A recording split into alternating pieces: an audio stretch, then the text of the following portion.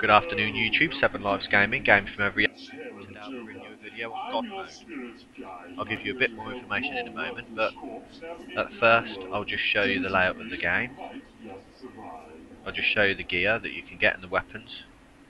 So you can get primary and secondary weapon, you can use whichever primary and secondary you want, there's no limitations.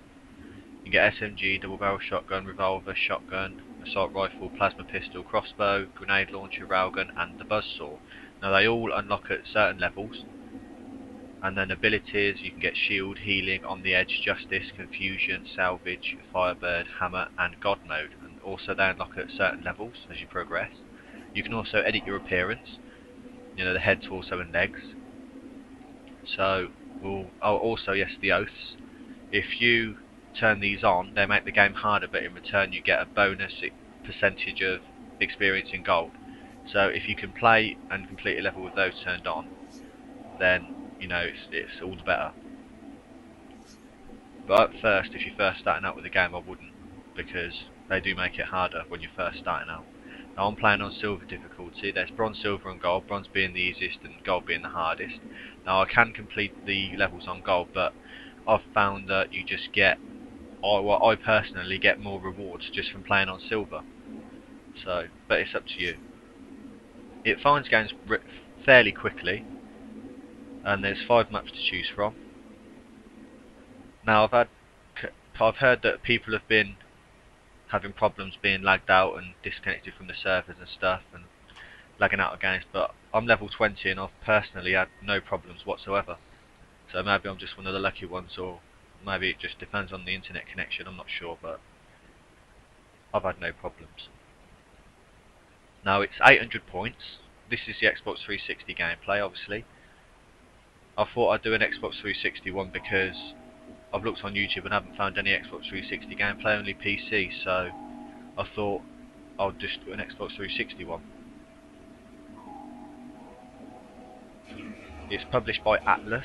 Usually Atlus, it's not the kind of game that you'd associate with Atlus really, because they usually focus on publishing JRPGs. They're most famous for their Shin Megami Tensei series on the PlayStation 2. Persona being the most popular of those. I do apologise for the video and sound quality of this video, but I've only just started on YouTube and I haven't got a capture card or anything, so I just had to use a HD camera.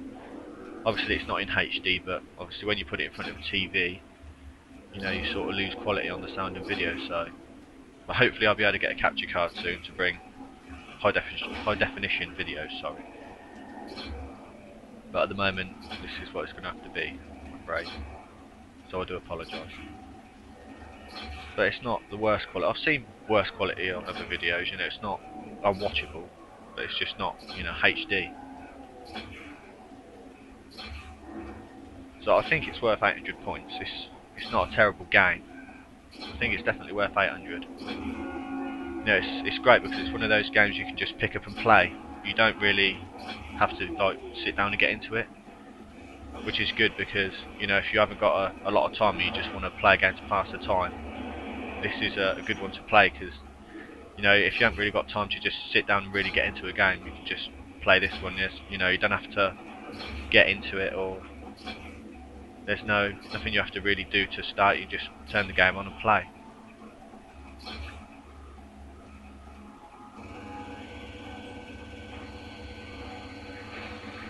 Personally, I think the railgun and the minigun are the two best weapons in the game.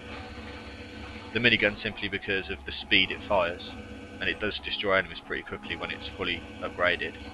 Also the railgun, if that's fully upgraded, I've not fully upgraded mine yet, but once that's fully upgraded, it at the moment it pretty much does one shot all the enemies, apart from like the big cyclopses and stuff. So the only drawback is that it fires quite slow. But yeah, like I said, there's 5 maps to choose from. Unfortunately, all the enemies are the same on each map, so they could have added a bit of variety in there, but it's still good. As you can see, it's third-person shooter. The gameplay is pretty much something you would like find on a horde mode, on like a Gears of War or something like that. Serious Sam. But I think this is the best horde mode game I've played, really. I mean, I'm not a fan of Gears of War, so I haven't played the horde mode on there, but so I wouldn't know what that's like. But yeah, compared to Serious Sam, this is like 10 out of 10, because that really is a bad game in my opinion. But yeah, for what it is, you know, and for 800 points, you can't really go wrong.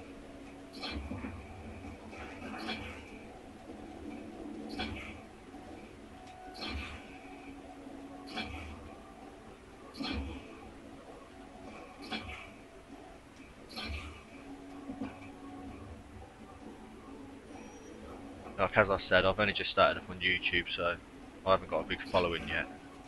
But you know, if you like this video, if you like what we saw, if you liked my very first commentary, then please do leave a comment, you know, thumbs up, and if you like it that much, subscribe. I'd really appreciate it. It'd mean a lot. I mean, you know, I'm not a big channel. I've got probably about 20 subscribers at the moment, so you know, if I could just get 100 subscribers and then never get another one, you know, I'd be happy. You know, I'm not expecting to be massive, but I'd really appreciate you know, if you comment, rate, subscribe.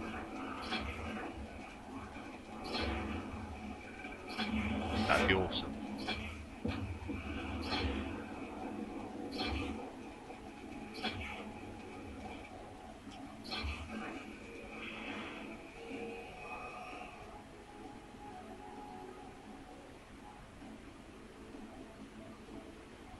Yeah, the pickups you see around the map are obviously to regain your health, regain your armour and your ammo.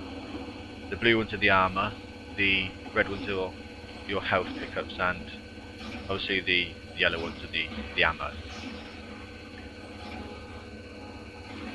The ammo pickups are less frequent than the other two, so you do have to conserve ammo a little bit depending on what gun you're using. Oh, and obviously there's gold, which is also yellow.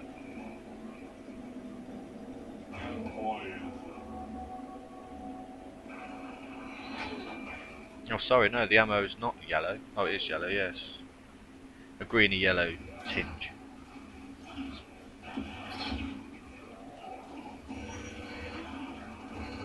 On 2 or 3 of the 5 maps, there's a boss at the end of the level before you can actually finish. There's a boss. These are, you know, depending on what level and what weapons you got, these can be relatively hard or relatively easy. And on, I think, 2 of the maps, there's no boss. There's just an extra big wave at the end. So it's just another little thing. Yeah, it can get really crowded on the screen with the enemies, especially on gold. There's a lot more enemies coming at you at once. It does get quite hectic. But I've experienced, you know, no clipping, you know, no dropping frame rate at all. It's, you know, constant what it is, so that's a good thing. Because usually when you have loads of enemies on a screen, the frame rate drops, but I've never had that at all on this game.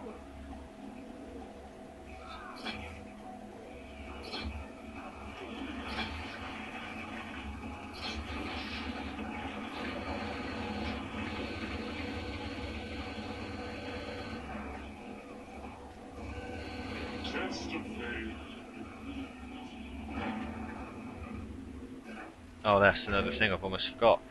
Each section of the map, there's a different test of faith, and obviously these make the game different each time you play, because you never usually get the same ones every time. It's usually always different until you've actually had them all, and then obviously they will repeat if you play the game for long enough. But yeah, it adds things like you can have unlimited ammo for a certain amount of time, or enemies are stronger or weaker, or the enemies are all wearing hats, which is quite a funny one when you see a Minotaur running around with a hat on. Or poison, which is the one you just saw. Constantly poisoned for the duration of the area. So they just give the game a little extra depth, so you never know what's going to come next, really. just to increase or decrease difficulty. I think it adds something a little extra to the game. Makes it much more exciting than just going around killing enemies with nothing there. But yeah, I think the tested face give it something a little extra. Obviously that's the boss for this map, Dark Mage. As I said, they can be easy, they can be hard, depending on your level and your equipment. But I would strongly recommend the minigun when you get it at level 10, because it does kind of tear them to pieces. But that's your decision.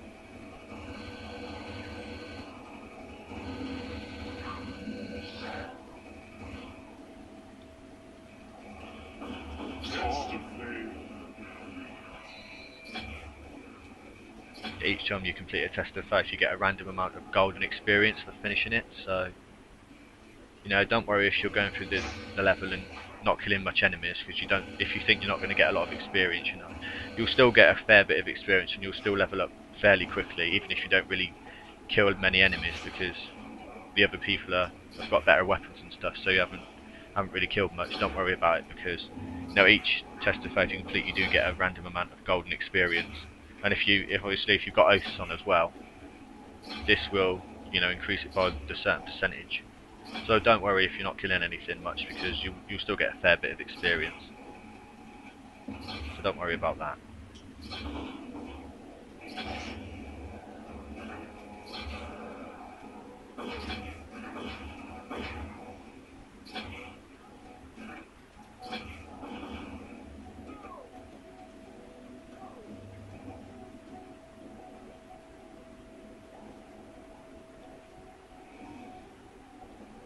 I'd recommend trying to get on levels where you do kill bosses though, because when you do kill a boss you get 1000 XP extra than what you usually would. So, and if you times that by the modifiers that you get from the oaths, it does rack up quite a lot.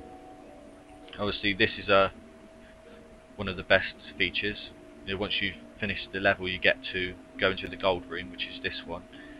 If you've got 4 people with you, then it's 2 minutes, so it's 30 seconds per person. So if you've only got 3 people all together in the lobby, it'll be 1 minute 30 seconds. And you pretty much just get to run around and pick up the randomly spawning gold. You can rack up a hell of a lot of gold each map by doing this. I think the most I've had totally, with the oaths on as well, is nearly 100,000 gold just for one game. So it can rack up. Obviously each normal coin's 625 because I'm on silver difficulty and there's 4 people playing, and the bigger ones are 1250, and rarely, like, there's a big one there that spawns, which gives you 3125. But obviously if there's more people playing, then the gold coins are worth more, the same as the time limit pretty much. So you can pretty much rack up a hell of a lot of gold quite quickly, to buy weapons and upgrade your weapons and your appearance. That's what the gold's used for, obviously.